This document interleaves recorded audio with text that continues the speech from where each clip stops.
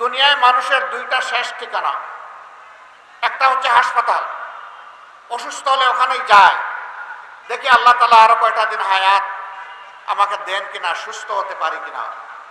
আরেকটা জায়গা হচ্ছে নির্যাতিত হলে যায় আদালতে। এই সব জায়গাকে সর্বনাশ করে ফেলেছিল,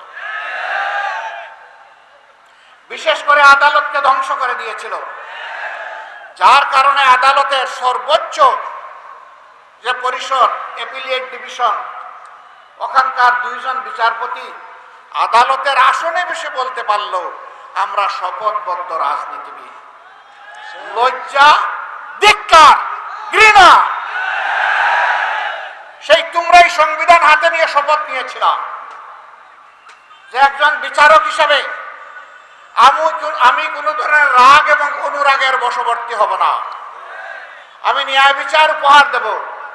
আর সেখানে গিয়ে তুমি ঘোষণা দিলে আমি একজন শপথবদ্ধ রাজনীতিবিদ। বুকের পাটা থাকে, রাজনীতির পরিবেশ দিয়ে রাস্তায় আসো, দেখা যাবে রাজনীতি কতটুকু করার। এখন রাজনীতি করো না কেন? এখন কোথায়?